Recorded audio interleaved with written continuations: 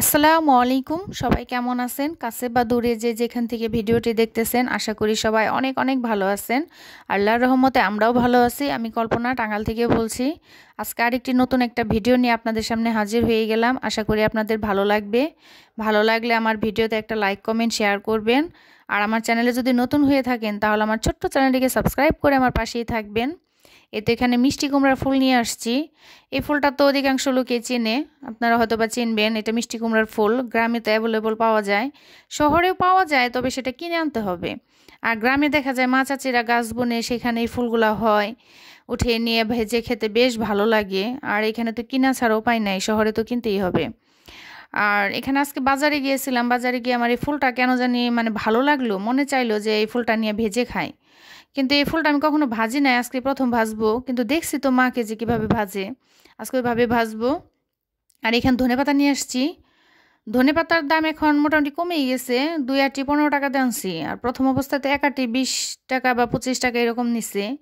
আর এখন 2 আটি 15 টাকা যাই ধনেপাতাগুলা বেছে বুঝে মানে জালিতে রেখে দেবো যাতে করে পানিটা শুকিয়ে যায় তাহলে পলিথিনে করে ফ্রিজে রাখলে আর পচে না আর এইভাবে পলিথিনে রাখলে দেখা যায় পাতাগুলো পচে যায় আর এখানে কিছু সবজি নিয়ে আসছি এখন তো শীতের দিন মানে কালারফুল সবজি হরেক রকমের সবজি বেশ ভালো লাগে এর জন্য কিছু কিছু করে নিয়ে আসছি সবজিগুলা বেশি নিয়ে আসলে দেখা যায়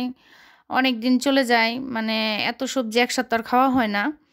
এর জন্য হাফ হাফ করে নিয়ে আসছি সবজি সবগুলাই আর আমার যেহেতু 2টা বাচ্চা নিয়ে ছোট পরিবার এর জন্য বেশি কিনতে হয় না হাফ হাফ করে নিয়ে আসলেই হয় আর বাসার সামনে রেগুলার এখন সবজি পাওয়া যায় আজকে মূলত গেছিলাম এই সবজির জন্য আর মাছ কেনার জন্য আর এখানে পেঁয়াজের একটা কালি পাতা নিয়ে আসছি এটার দাম নিচ্ছে 40 টাকা তারপরে ভালো পেঁয়াজের পাতাও খাওয়া যায় পেঁয়াজের কালি খাওয়া যায় পেঁয়াজের যে দাম 250 টাকা 200 টাকা কেজি হয়ে গেছে আর এখানে চিংড়ি মাছ এর আগে একটা ভিডিওতে আমি চিংড়ি মাছের মালাইকারিটা দেখাইছি অনেক আপুরা অনেক সুন্দর সুন্দর কমেন্ট করছে আমার বাচ্চারা তো খেয়ে অসম্ভব মজা বলছে তাদের আবদার আবারও বানিয়ে দিতে হবে তো আর কি করার বাজারে গিয়ে আবার 1 কেজি চিংড়ি মাছ কিনে নিয়ে আসলাম বাচ্চারা খুবই পছন্দ করে চিংড়িটা আমি বাজারে গেলে প্রায় চিংড়িটা কিনে নিয়ে আসি কারণ আমার 2টা মেয়ে খুবই পছন্দ করে তাদের আবারও বানিয়ে দিতে হবে কারণ ভাবছি যে ফ্রিজে নারিকেল আছে তো চিংড়ি মাছগুলো নিয়ে যায় আবার বানিয়ে দিব আর এখানে ফেকা মাছ নিয়ে আসছি এখন বাজারগুলো গোছাবো আর এখানে আমি সকালে গতকালের বাসি ভাত ছিল ওইটা এখন তার ভাত নষ্ট হয় না শীতের দিন দেখা যাচ্ছে ভাত থাকলো এটা সকালে ভেজে খেতে ভালোই লাগে এখানে সকালে ভাত ভাজি করছিলাম 2টা মেয়ে খাইছে এখন আমি বাজার থেকে এসে বাজারগুলো গুছিয়ে একটু ভাত ভাজি খেয়ে নিতেছি ভাত ভাজি খাওয়া শেষ হলে দুপুরে রান্না করব দুপুরে রান্না শেষ করে আবার দেখা যাচ্ছে মেয়ের উদ্বাস আছে উদ্বাসে নিয়ে যেতে হবে প্রাইভেট আছে আজকে আর কি শনিবার ছিল তো এটা শনিবারের ভিডিও সকালে স্কুল ছিল না কিন্তু বিকেলবেলা উদ্বাস বিকেলে প্রাইভেট দুপুরে আর কি উদ্বাস বিকেলে প্রাইভেট পরে একদম সন্ধ্যায় বাসায় আসবো আর এখানে টাকি মাছ কয়েকদিন আগে টাকি মাছ কিনে আনছিলাম ওইখান থেকে কিছু রেখে দিছিলাম লাউ দিয়ে টাকি মাছ খেতে ভীষণ ভালো লাগে চিংড়ি মাছ দিয়েও খাওয়া যায় ভালো লাগে কিন্তু দুইটার আর কি 2 রকম টেস্ট টাকি মাছ দিয়ে একরকম ভালো লাগে মানে খাইতে মজা আর একটা দেখা যায় চিংড়ি মাছ দিয়ে আরেক রকম মজা দুইভাবেই ভালো লাগে এখানে আমি এই লাউটা রান্না করব আর এই ছোট ছোট মানে ছোট বলতে বড় চিংড়ির মাঝে যে কটা ছোট পাওয়া গেছে আর কি ছোট ছোট চিংড়ি দিয়ে পুঁই শাক খেতে কিন্তু বেশ ভালো লাগে পুঁই শাক বলেন লাউ বলেন কিন্তু আজকে তো আনছি সব বড় চিংড়ি ওইখান থেকে বেছে বুঝে এই কটা বের করছি বের করে এটা দিয়ে আজকে পুঁই শাক দিয়ে করবো আর এখানে আমার লাউ রান্নাটা হয়ে গেছে দেখা যাচ্ছে রান্নার শুরু থেকে ভিডিও করলে ভিডিওটা অনেক বড় হয়ে যায় যেহেতু আজকে আমি বাজারে গেছিলাম সেটার ভিডিও করছি কারণ এই 8 মিনিটের ভিডিও অনেকে পুরাটা দেখবে না কিছু প্রিয় আপু ভাইয়ার আছে এরা হয়তো ধৈর্য ধরে ভালোবেসে পুরা ভিডিওটা দেখবে কিন্তু সব আপু ভাইয়ারা তার ভালোবেসে ধৈর্য ধরে পুরা ভিডিওটা দেখবে না অনেকে আছে কেটে সেটে দেখবে তাতে আরও চ্যানেলের ক্ষতি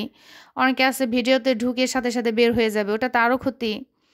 কিন্তু এর জন্য দয়া করে আপনারা যার ভিডিওটাই দেখেন অন করে ফেলেন অন্তত